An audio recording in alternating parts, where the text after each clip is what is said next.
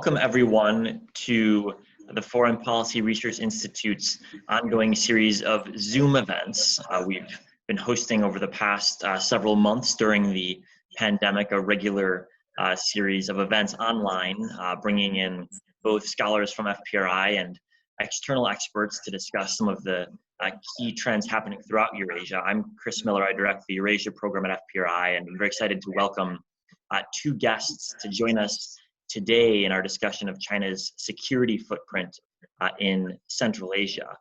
We've got 1 hour to discuss a very large and growing topic.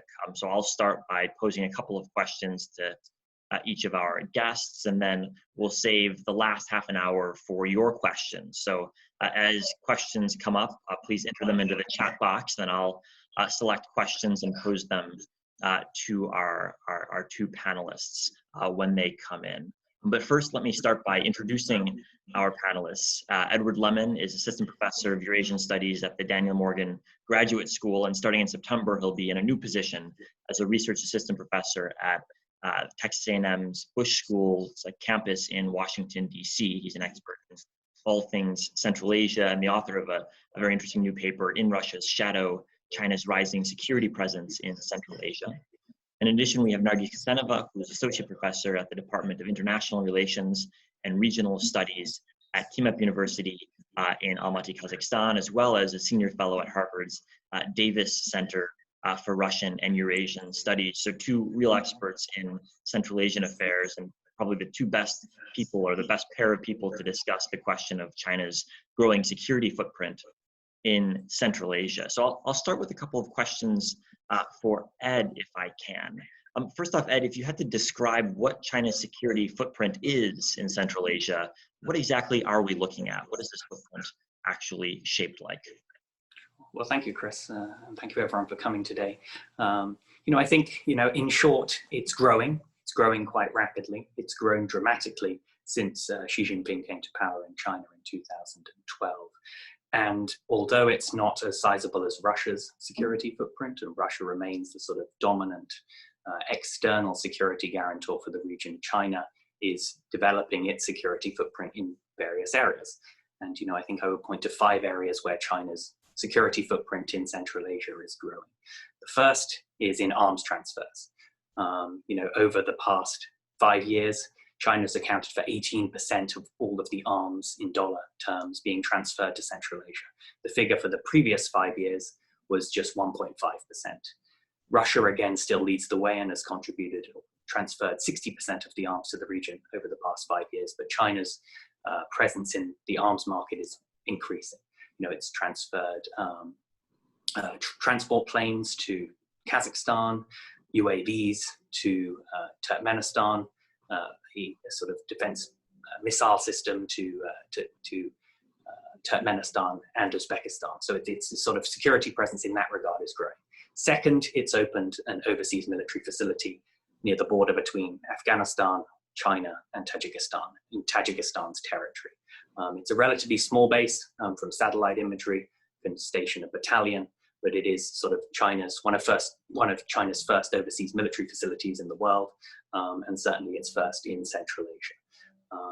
Coupled with that, we've seen an increase in Chinese military exercises in the region. Traditionally, China did its exercises through something called the Shanghai Cooperation Organization, which emerged out of border negotiations between China, Russia, and the Central Asian republics in the 1990s. So its first exercise in 2002 was through the SCO, and after that it continued to organize all of its exercises through that multilateral organization that also includes Russia.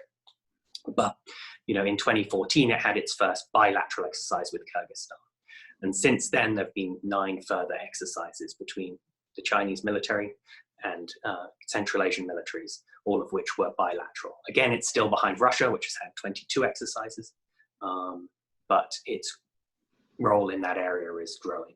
Coupled with that, its role in training Central Asian military, Central Asian security services has also increased in recent years. And we're seeing increasing numbers of Central Asians being sent to China for various training courses, and also Chinese different agencies, People's Armed Police, PLA, other organizations establishing courses and training courses within military and police academies in Central Asia itself. The fourth way I think that China's security footprint is growing is in terms of creating its own multilateral organizations that don't include Russia. For example, most recently it set up a sort of mechanism by which the Chinese foreign minister meets with the Central Asian foreign ministers, and that happened for the first time 2 weeks ago. And this is really modeled on the US and Japan and the EU, all of whom have similar formats of, in the US it's called the C5+1, the 5 Central Asian republics plus the State Department. And so sort of China's looking to build these different multilateral mechanisms and organizations that don't include other great powers, don't include Russia in particular. It also set up something called the QCCM, which includes Pakistan, Afghanistan, and Tajikistan back in 2016, which is another sort of multilateral organization that focuses really on the situation in Afghanistan. And then the final thing that I think Nargis is going to pick up on is sort of surveillance. Obviously, China has become one of the leading, as we all know, proponents of sort of surveillance technologies, facial recognition, and these sort of technologies are all being exported to Central Asia. Various smart city projects, capture of the emerging 5G networks in places like Kazakhstan, Uzbekistan, and so we're seeing China sort of exporting a lot of this technology to Central Asia and playing a key role in sort of assisting the security services, law enforcement in sort of bolstering their surveillance capabilities. So I think they're the sort of 5 ways. So as I say, it's sort of it's growing quite substantially and has grown in the past 5 years. When you mentioned that obviously Russia is traditionally the country that has had the largest security footprint in the region, also the United States over the past 20 years, coinciding with the war in Afghanistan, has played a larger role too. How would you compare and contrast China's current status in Central Asia with Russia, with the United States, or with other regional powers? Yeah, as I say, I think Russia's sort of role remains relatively constant. When we look at the figures on arms transfers, for example, Russia has maintained its share in the market about 60%, over the past decade at least, even as China has risen, it's sort of bitten into the market share of other smaller arms exporting countries like Ukraine and Turkey and elsewhere. Russia still has, troops stationed in Kyrgyzstan and Tajikistan. It still has control of the Baikonur Cosmodrome in Kazakhstan, for example. And so, Russia's security presence has remained relatively constant. And as China has increased its military exercises, Russia has done the same through both bilaterally and through its own multilateral institutions. So I think Russia's role has remained relatively constant. The US role, on the other hand, has decreased. When we look at the figures on security assistance from the United States to the region, they've fallen 97% over the past decade, which is quite a shocking sort of figure. So even as the US is withdrawing from Afghanistan, the US and its allies are withdrawing from Afghanistan, we haven't seen sort of, a ramping up of US investment in the sort of security sector. If we looked 15 years ago, the US had 2 bases in the region, right? It had a base in Uzbekistan and a base in Kyrgyzstan, both of which were providing support for the war in Afghanistan. Those bases are now closed.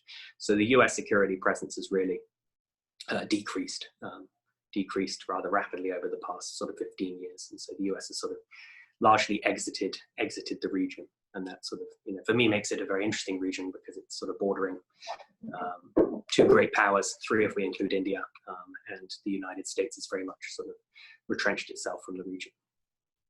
And if we look at what's driving Chinese decision-making as it expands its presence in the region, you mentioned that Xi Jinping's time as president has seen a marked increase in China's role in the region. Is this driven by Xi personally, by the Belton Road as an organizing principle, or what other factors might be driving China's expanding presence?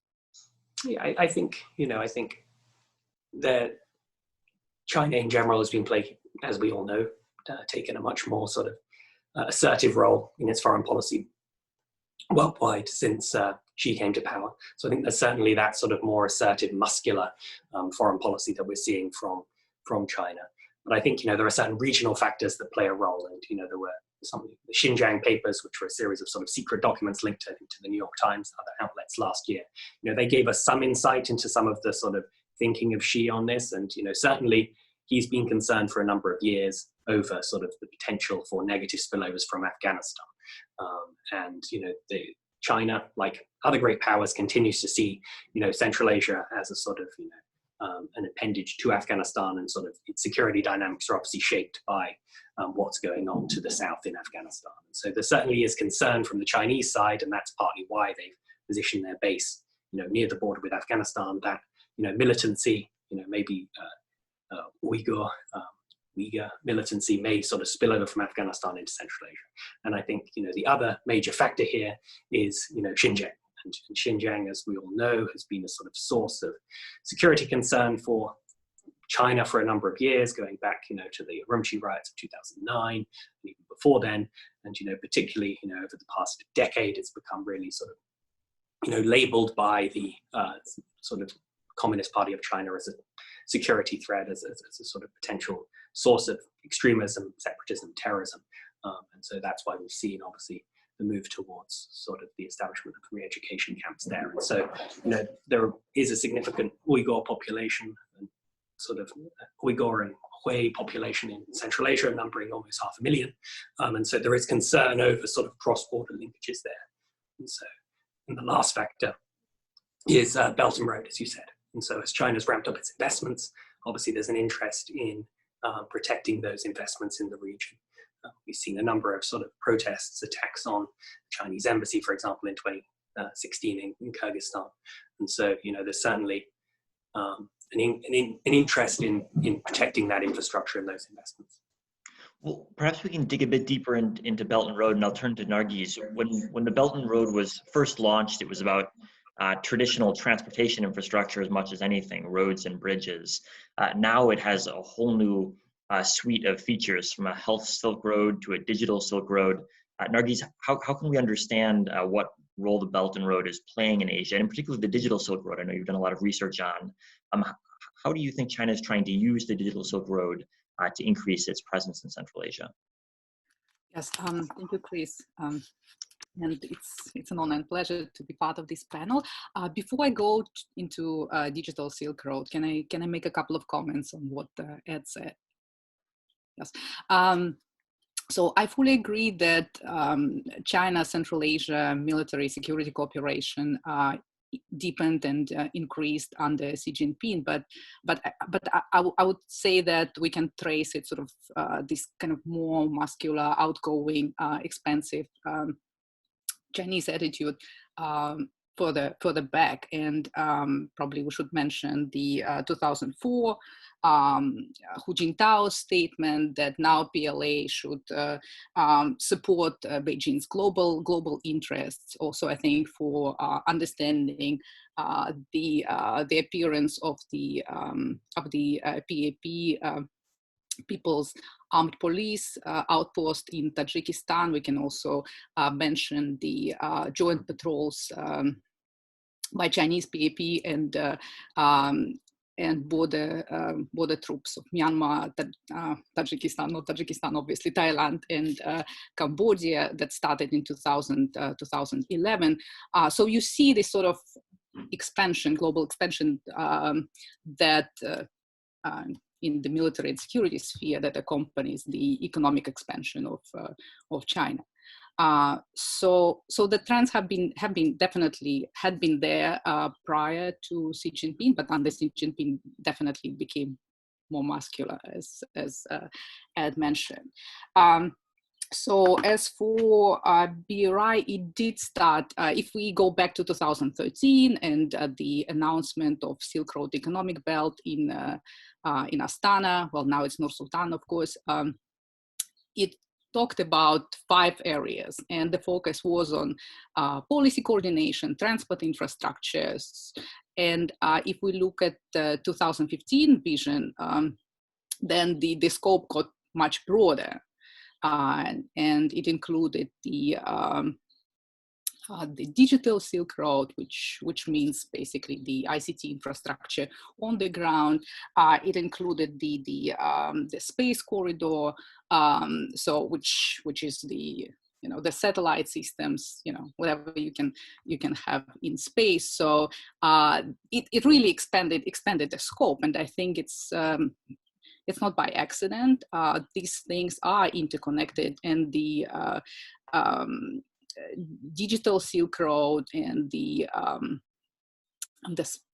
space infrastructure, they're seen as kind of this digital glue that connects all this infrastructure on the ground.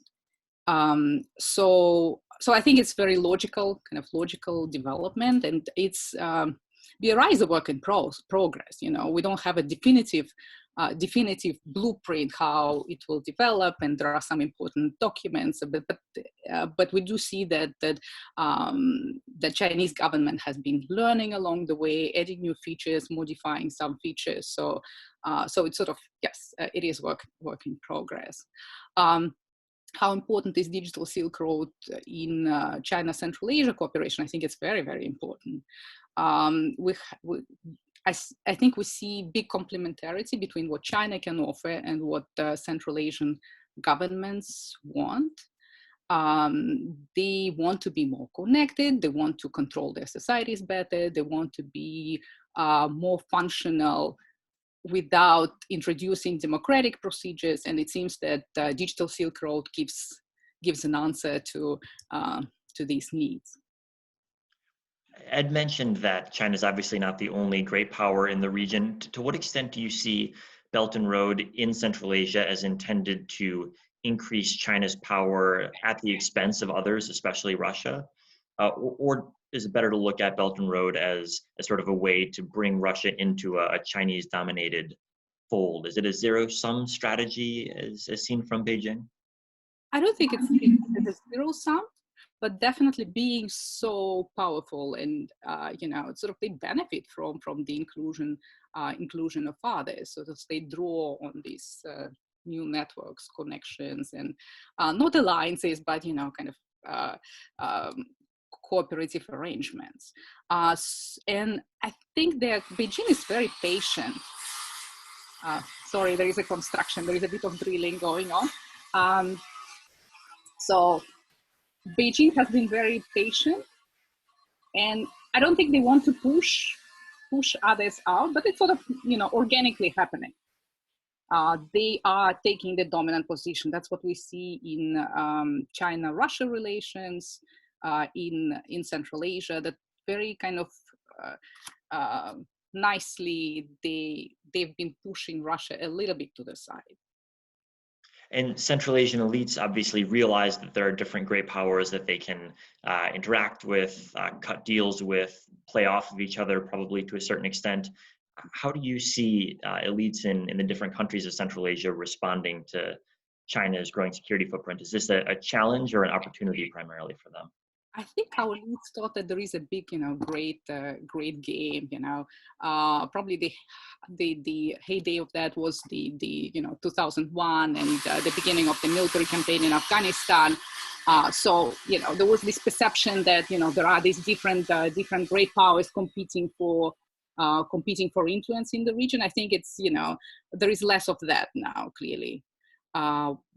The U.S. withdrew troops, and clearly there is not much of a strategy in the region. And Russia doesn't have resources to change things. So basically, I think there is less room for kind of playing powers against each other, and that there is a fear to be kind of left alone. Well, let me turn a similar question back to Ed as well. Nargis mentioned the Great Game, which was a common trope of the early 2000s. Is that something we should keep sort of in the background of our minds as we look at how China and Russia and other great powers interact in Central Asia? Or do you agree with Nargis that that's best put to bed and we look at as much cooperation between Russia and China as competition in Central Asia? Yeah, no, I mean, I think, I was always skeptical towards the sort of use of a sort of trope that originated in sort of British-Russian imperial rivalries back in the 19th century. And I don't know, I guess like many of these tropes, I don't know how useful it is to really understand what's going on, and it sort of robs robs the sort of Central Asian elites and the Central Asian regimes of any agency, right, where they're just seen as sort of pawns on a chessboard being pushed around by great powers, when, you know, the evidence points to them asserting their sovereignty in various ways over sort of basing rights and other things. And, you know, they continue to do this up to this day, right? We had Russia saying it was going to mediate the conflict between Kyrgyzstan and Tajikistan border conflict, and Tajikistan, you know, saying, well, no, thank you, we don't need you, we can solve our own problems. You know, we've seen Tajikistan this week sending an official complaint to China because of an article that was published in the Chinese media that was sort of claiming that Tajikistan was part of historic China. And so, sort of,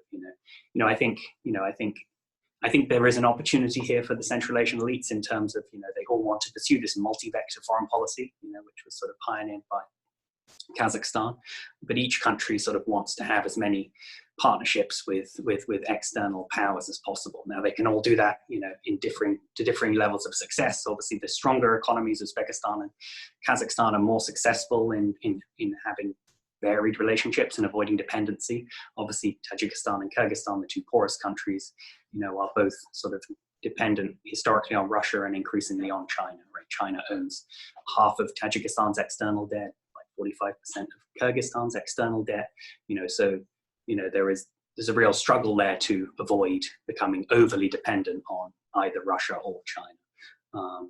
And, you know, so I think there are certainly concerns amongst the elite in that regard. But in general, I think, you know, Russian and Chinese interests in the region are relatively complementary. You know, they're interested in stability, they're interested in maintaining the governments as they are, they're interested in ensuring that the US doesn't have much influence. And again, I think the US is largely left of its own accord rather than being pushed out. But yeah, I think at this point, their interests are largely complementary. But we'll have to see how that develops going forward. I think Nargis has something to add.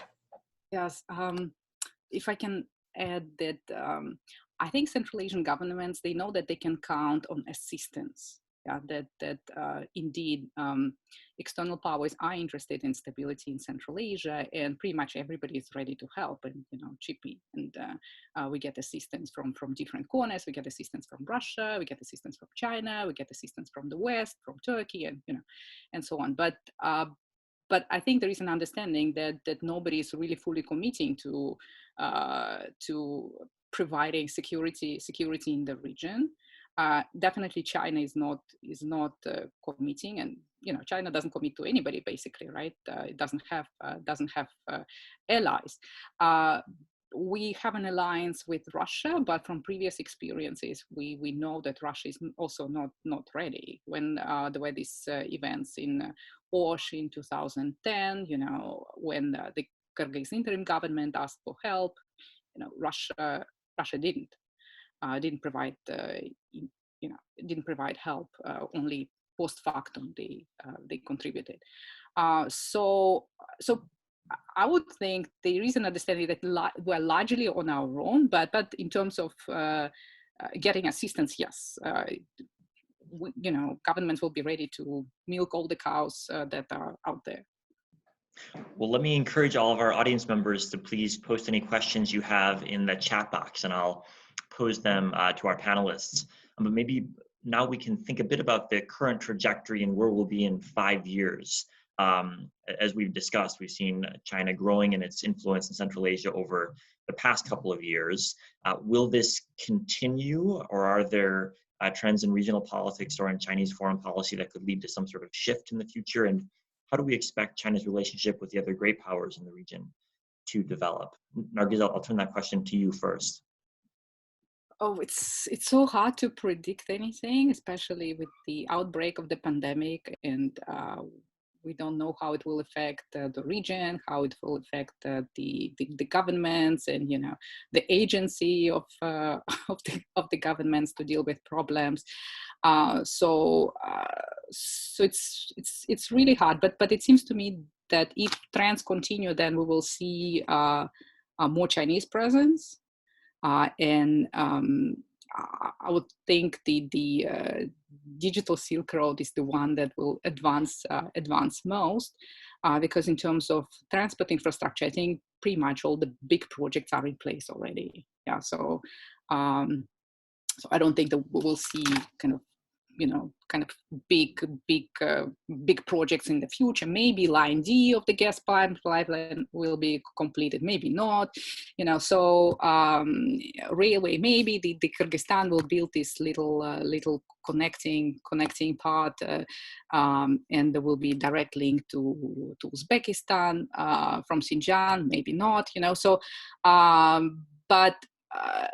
but basically, yes, I would think that the digital infrastructure, there is a lot of potential and a lot of mutual interest. And what I'm worried about is that our governments are not reflecting sufficiently about the implications of this. Yeah, who controls data, infrastructure, and so on, and what will it do to our positioning, to our dependencies, and so on and so forth. And unlike our governments, I think the Chinese government understands fully the power of this. Are Central Asian governments not thinking about data dependencies and the digital Silk Road's impact because they simply don't care, or is it they don't understand what the ramifications might be over the long term? It's hard to know what exactly they're thinking, but given the overall low to medium capacity, I would think that there isn't that much good thinking, quality thinking about it. If we judge by all other strategies and programs and how they are thought through, or actually, to be more precise, not thought through, I would suspect that there is nothing spectacular in that area. Either. In terms of thinking, the only we have state programs of digitization, but they're all kind of very, very general. There is a book written and published by Karim Masimov on artificial intelligence, and Karim Masimov is the head of the KNB of the security services in Kazakhstan, and a very, very powerful figure. But it's a very general book as well. He talks a little bit about surveillance technologies, and it's like, okay, and social credit system that there are some controversies around it, but basically the main message is that we cannot be behind, and we need to jump on this train. And Chinese companies are sort of the very very good partners in this regard. But I would also mention the EU connectivity strategy and EU attempts to develop also digital connectivity based on European standards, and now they are in cooperation with Japan. So the kind of, it seems there can be an alternative emerging that can affect developments in Central Asia, but at the moment it's early to say how it will play out. When it's interesting to bring up the EU and the Japanese efforts, which I think get a tenth as much publicity as Chinese efforts, but as you note, could perhaps be even more important in the long run. Ed, let me turn back to you. You sketched for us at the outset this trend of growing Chinese security presence. What would it take to change this trend line, either in China's thinking or in Central Asia's reaction? Very difficult to say. I think at the moment, China is still deferential to Russia, right? Before it launched or opened its base in Tajikistan in 2016, allegedly it sent sort of, I can't remember the way around it was, but there was certainly a meeting between Russian and Chinese officials where, from my understanding, an agreement was reached that China would be allowed to open this base in what was Russia's sphere of influence. So I think it remains to be seen. At the moment, as we say, there is this sort of strategic partnership, not really a fully fledged alliance between China and Russia. But if the long-term trends continue, and again, it's difficult to make predictions, but if they do, then China will start to compete with Russia in terms of the arms market. China is already competing very effectively with Russia in terms of, as we say, sort of surveillance technology, smart city. And I agree that that's sort of one of the areas of where we're going to see China continue to expand its role within the region, especially as countries like Uzbekistan, under Mirziyoyev take this sort of more technologically sort of public management focused approach to sort of authoritarian rule, which is sort of based on smart cities and use of technology to create a more efficient government. that ultimately sort of modernizes without democratizing. So I think, as China's presence increases, the thing to watch will be, I guess, Russia's reaction. But ultimately, I think Russia can't do too much.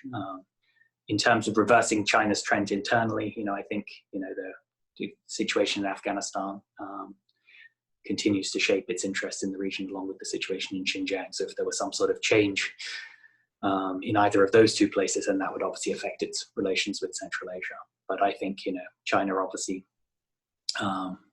there's no evidence to say that China won't turn away from its sort of interest in Central Asia anytime soon, I wouldn't think.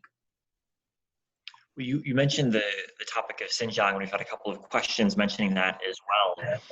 I think when the news first emerged several years ago of the camps in Xinjiang, there were some people who thought this might spark tension with Central Asian countries, but thus far it seems like that hasn't really been the case. Is there any prospect that changes in a significant way, or are Central Asian governments likely to continue to try to ignore the question in hopes of retaining their relations with the Chinese government? Nargis, how does the view look from Central Asian elites' perspectives? Well, when it was an Uyghur issue, there wasn't much reaction, and it was convenient and comfortable for the Kazakh and Kyrgyz governments to ignore the issue, for Central Asian governments in general, but for the Kazakh and Kyrgyz included. But with the inclusion of Kazakhs and Kyrgyz ethnics in this, among those people who were interned, that became an issue. And there has been pressure on the government to do something about it. And in both Kazakh and Kyrgyz parliaments, there were requests to the government from deputies to report on the issue, to say what they're doing and so on. And Kazakh MFA has been in consultations with their counterpart in China, and they managed to get the permission for 2,000 Xinjiang Kazakhs to move to Kazakhstan, and so they've been doing something, but it's not a comfortable, obviously, position, and they're kind of trying to keep the balance, not to offend China too much, but at the same time to do some things in order not to kind of lose any credibility in the eyes of their population, and kind of not to give this card to the nationalist forces. So there has been that, and Kazakhstan and I think Uzbekistan also abstained from signing letters to the UN. I think it was Human Rights Commission. So Human Rights Council. So there is that. It's a very tightrope to walk on. And it seems it's not going away, and sort of we have this Xinjiang spillover to Central Asia now, and let's see how it goes. Especially if we see kind of more liberalization in Central Asian politics, then there will be more of that. Definitely China will become more of an issue in domestic politics, and that's the Xinjiang issue. That's the issue of credits. And that's the issue of land. So basically, yes, I think we might see more of that. You're muted. When you describe Central Asian leaders as walking a tightrope, are they concerned primarily about diplomatic, political, economic pressure from China, or is the security presence also part of the implicit threat from Beijing, that if they don't follow Beijing's line on Xinjiang, they might also face security pressure as well? It's hard to say. I think it's primarily the first. It's political pressure. It's kind of the loans that they took from China, and prospects of cooperation, and also the moral support. Being kind of members of the authoritarian club, and endorsement of not very good elections and things like that. So there is that. In terms of security, security impact, I can't see, what impact that can be. There is an issue of territorial kind of territorial dispute, that is still sort of, there is this lingering fear that China might change its mind, and return to the issue. And last week there was this scandal with the article published in Chinese media about the territories like the Pamir belonging to China, and then the Tajik deputy foreign minister had a conversation with Chinese ambassador in the country, asking kind of to prevent these kind of publications. And we know that last year there were similar publications about Kazakhstan and about Kyrgyzstan. So there is that, it sort of stirs these old fears that that the borders might be reviewed. But I think it's very kind of it's not a clear and present danger. Ed, anything to add on that question, or should we collect a couple more?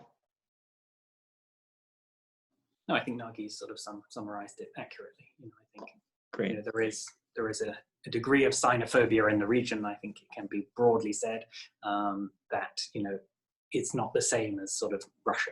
Russia is still, on the whole, viewed as being a sort of benevolent partner by the population. Of course, not everyone, but China isn't viewed quite in the same sort of benevolent way, even though China's rhetoric and discourse is about mutual cooperation, mutually beneficial partnerships.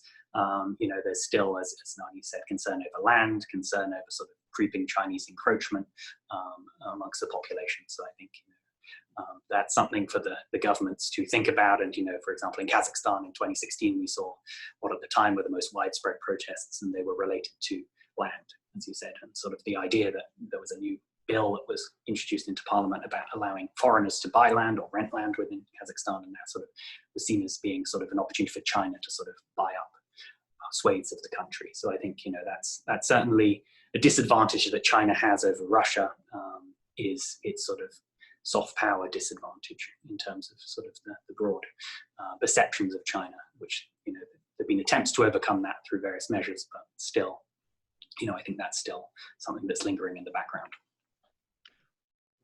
Can I add to that? I fully agree with Ed's assessment of the situation, and but I think also it might be worth mentioning that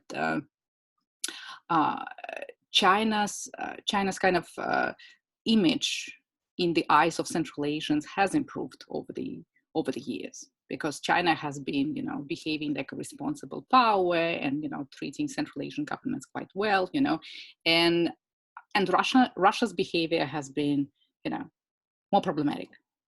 And, what happened in Ukraine and, Russian mercenaries in different places, So maybe kind of normal people don't follow that, but those more informed public and, parts of the elites who do, they are concerned with what Russia is doing. And I think increasingly the discourse is like the nationalist discourses are China focused. Previously they were Russia focused. Russia was the colonizer, and who and they're the ones who could exercise could have neo-imperial tendencies and so on. Now it's more okay, the attention is drawn to China, because that's where it can come from, kind of the threats and risks. And but Russia hasn't left this position either. Yeah, so you have kind of fears and concerns both with regard to Russia and to China. We had a number of questions on the role of other powers neighboring the region and how they either compete with China or potentially cooperate with China in Central Asia. So people have mentioned Japan, India, Iran, Turkey, and Pakistan as five sort of outside players in the region. Any thoughts on how any of these countries see Central Asia in terms of competition or cooperation, or perhaps a mix of both in Central Asia, and to what extent any of these countries are actually important players in shaping the region's politics? Ed, do you want to start? Sure. I think India is an interesting example of a sort of an emerging great power with sort of obviously a populist leader who is looking for India to have a more sort of assertive role globally. And certainly we've seen India signing a number of security cooperation agreements with Central Asian governments in recent years, and we've seen an actual uptick in exercises. There've actually been more Indian bilateral exercises between India and Central Asian militaries than there have between China and Central Asian militaries, just by one extra. And the scale is lower, but certainly there's a sort of interest from India in sort of developing ties in Central Asia. I think with India thus far, a lot of it's been at the rhetorical level, and obviously a lot of talk of transport corridors, similar with Pakistan, sort of north-south transport corridors that would allow Central Asia to sort of access the sea, the ocean, Indian Ocean. But obviously with the situation in Afghanistan, it's been difficult for those to be sort of realized. So at this point, I think India's role in the region is limited, but growing.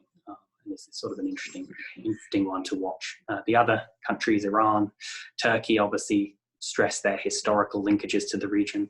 Iran's particularly with Tajikistan, although there have been some issues with that relationship recently, related to sort of Tajikistan's government blaming Iran for supporting the Islamic Renaissance Party that was banned in, main opposition party in Tajikistan that was banned in 2015.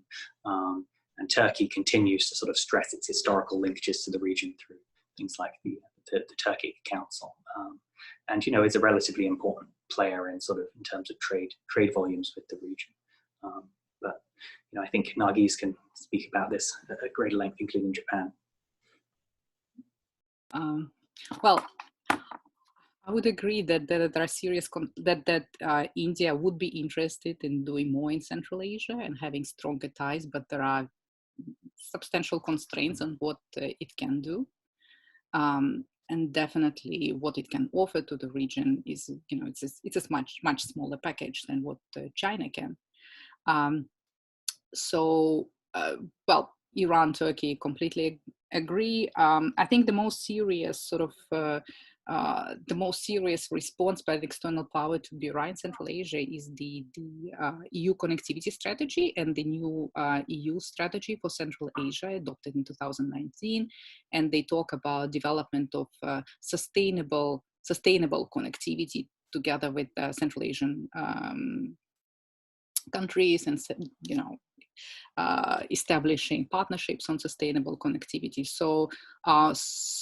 So they're trying to do something. How many resources they can allocate to this effort is still not clear, because I think the budget hasn't been adopted yet. But the intention is there, and they try to develop partnerships, and partnership with Japan is a very important one, because Japan has allocated very substantial resources and a lot of money for supporting quality infrastructure. And there are other interesting arrangements emerging, like the Blue Dot network by Australia, Japan, US, and to set up certificates, also kind of the standards for quality infrastructure. So directly, I don't think US is doing much in Central Asia, but there is a promise of more engagement in this regard. So I would say the EU is the external power to watch in this regard. And they try to be, engaging. They set up a platform on sustainable connectivity, I think, if I'm not mistaken, with China, trying to kind of be cooperative, in the typical EU fashion. But we see that EU is becoming more trying to become more assertive geopolitically as well. And, they define China as a systemic rival, which is, it's a new thing for the EU to speak in these terms. So I would think there will be a good effort in this regard, but a lot will depend on Central Asian countries themselves. The choices they will be making, and thinking they will put into it. So I think it's a very important moment how to kind of benefit from BRI, and to minimize the damage, and to create kind of brighter future region. We had a couple of questions on how the pandemic has affected China's role in the region. We've seen a lot of news about the Health Silk Road as one part of China's response. Also an interesting debate about potential infections in Kazakhstan the past couple of weeks. Ed, how do you see the pandemic as affecting China's presence, or has it in the end not affected China much at all in terms of its role in Central Asia? I think again it's difficult to say in terms of the longer term prospects, because we're still in the midst of sort of a second wave in Uzbekistan and Kazakhstan, and China's obviously at the moment officially claiming to have managed the pandemic very effectively, and sort of is already looking, according to certain people, is looking to sort of emerge more quickly out of this in terms of its rebuilding its economy. But of course, this all remains to be seen. But, I think the meeting between the Chinese foreign minister and the Central Asian foreign ministers was a sort of statement of intent of, we're not going anywhere.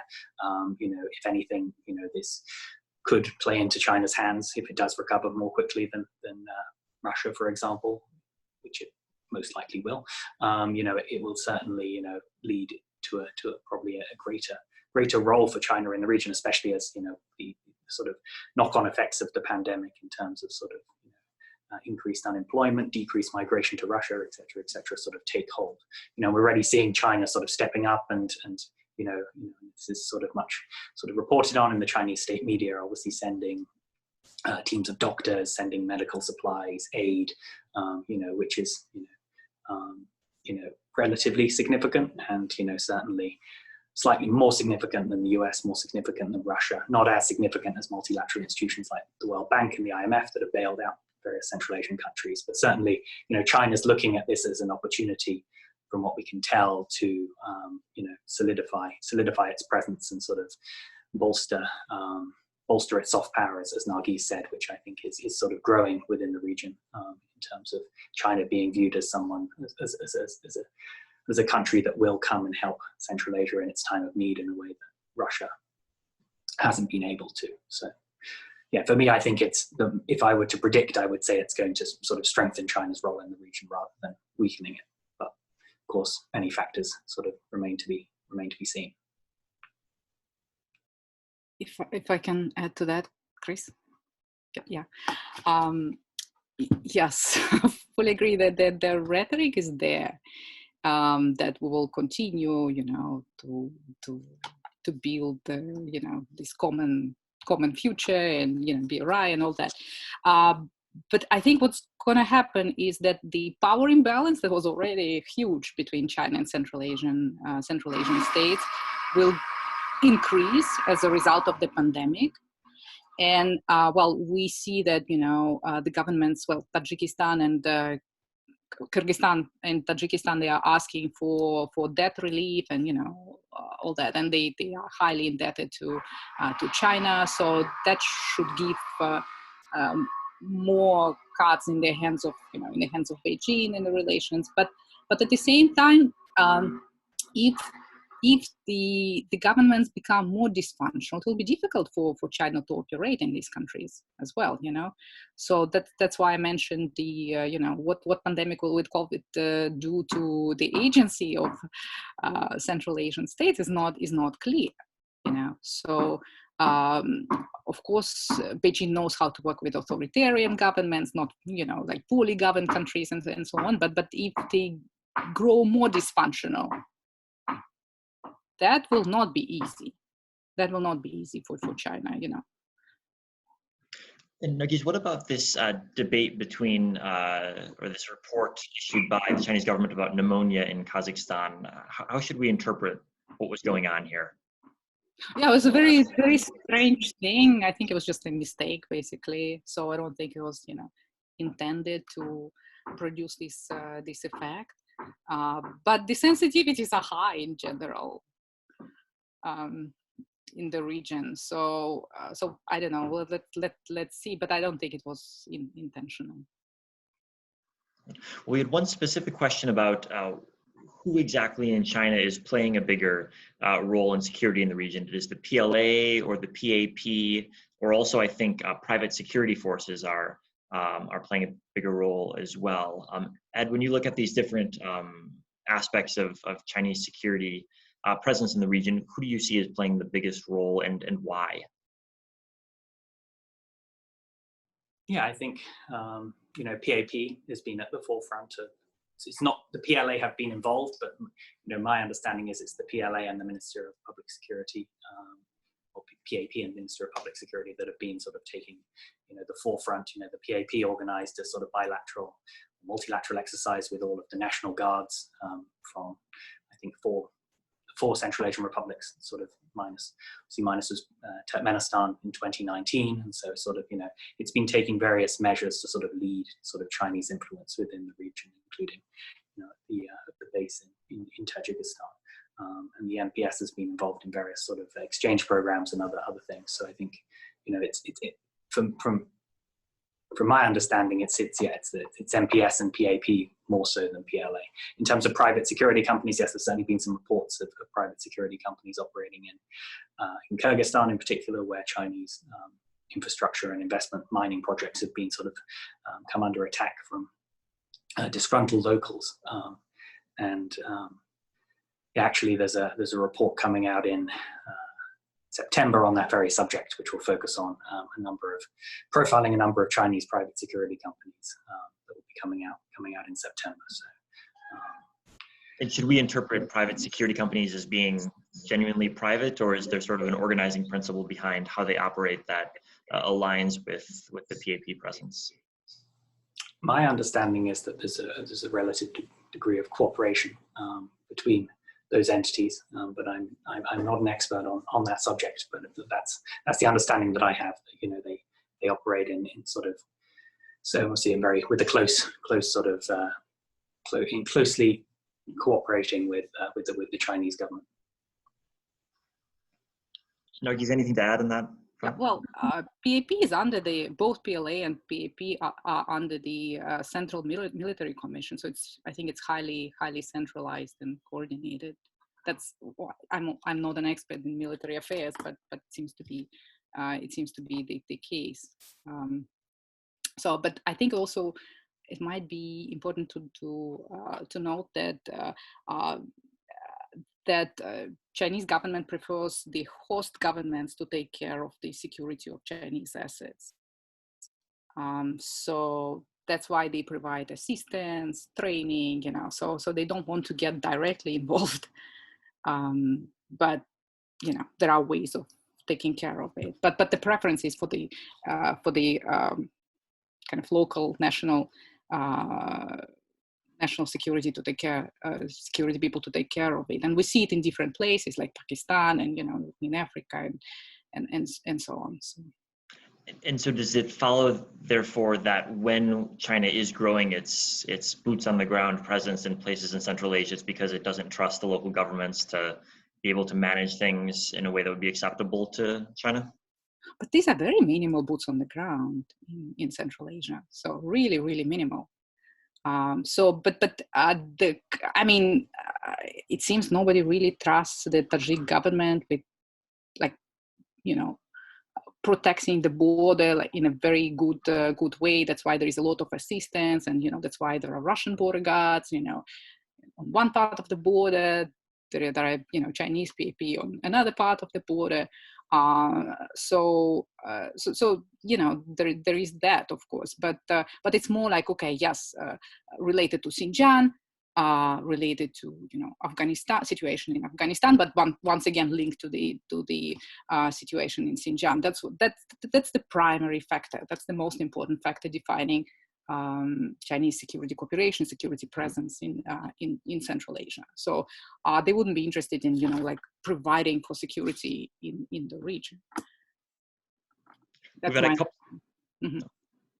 had a couple of questions asking about potential shifts in U.S. and potentially also European strategies towards Central Asia. Obviously, the United States has targeted China as a great powerful rival, and that has implications for many regions of the world, but perhaps Central Asia is one of them. Is the reason to expect that as the U.S.-China confrontation intensifies, Central Asia will be a place where the US invests more, in part because China is also investing more? And if so, what are the ramifications of that? Ed, do you want to start? Yeah, I would say it's probably the opposite, right? I think the US is sort of retrenching from the region, it's withdrawing from Afghanistan. And, I think attention's being shifted to areas where the US perceives itself to have greater interests, obviously primarily sort of Asia Pacific. I think it's difficult again to predict, but I feel like, yeah, the US as is seen in sort of its security since the region, for example, is largely, with it's withdrawing its sort of presence within the region. And so I think, I don't think that confrontation with China is going to increase its presence in Central Asia. I think it's going to focus attention elsewhere. I would agree. I think that more US engagement would be welcome in the region. And there is a fear that there is too much retrenchment, but at the same time, what is not welcome is the heavy-handed pressure on Central Asian governments, to do something with regard to China, to make statements, and like what happened during State Secretary Pompeo's visit to Kazakhstan and Uzbekistan, when he made very strong statements with regard to internment camps in Xinjiang, and that wasn't appreciated by the governments, obviously.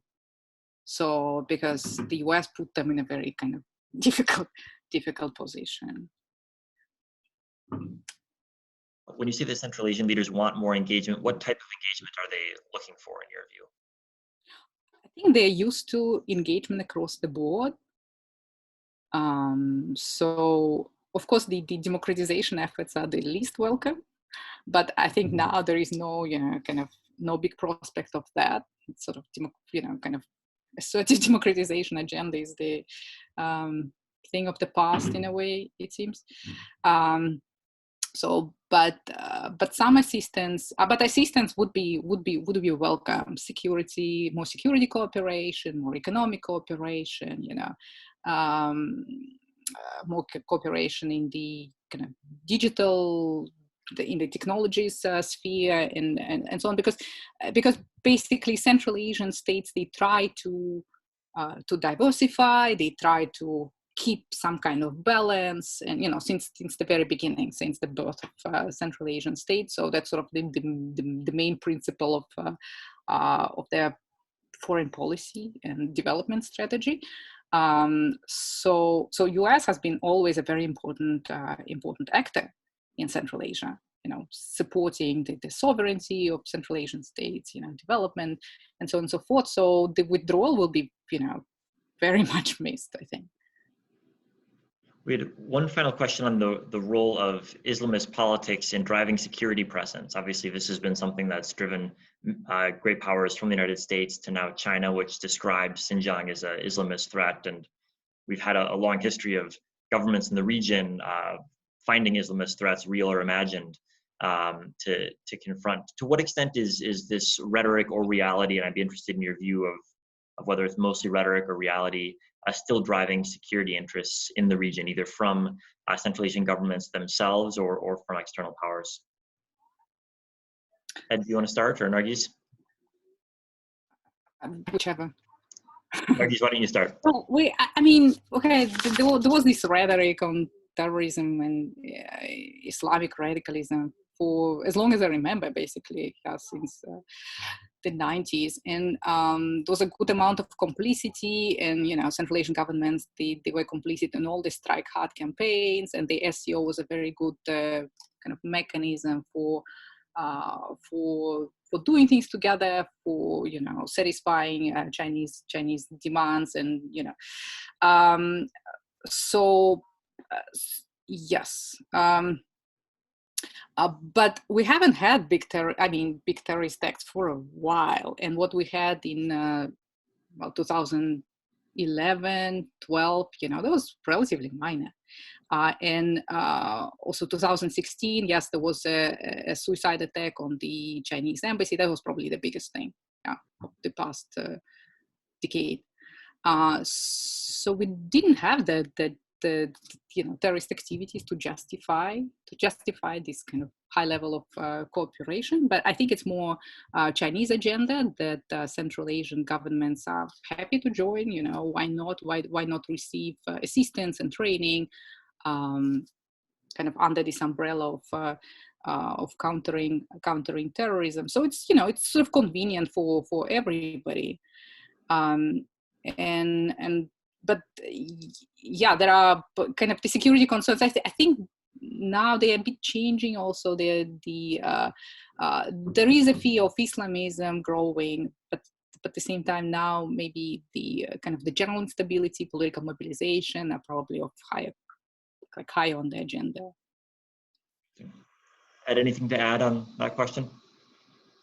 No, I mean, I think, when we look at the statistics on terrorism in the region, there haven't been that many attacks. It's, even during the sort of IMU incursions of sort of 20 years ago, there still were fleeting sort of moments of sort of localized instability. And, I think as Nargis said, there's a collective interest between Russia, China, Central Asia. There's a sort of, broadly speaking, a sort of collective understanding of the problem and the solution, which is sort of quite repressive. And so I think, from the Central Asian government's perspectives, sort of again speaking in generalizations, there's certainly, a willingness and an interest to cooperate with China, Russia, on sort of counterterrorism. Excellent. Well, we're unfortunately at the end of our hour. We've covered, I think, almost every aspect of China's security footprint in Central Asia, but I'm sure there were more we could have discussed and several questions we weren't able to answer. But since we're at the end of our hour, let me thank our two panelists for a very interesting set of discussions, and thank you to the audience for joining us today. Thanks again and take care. Thank you. Thank you.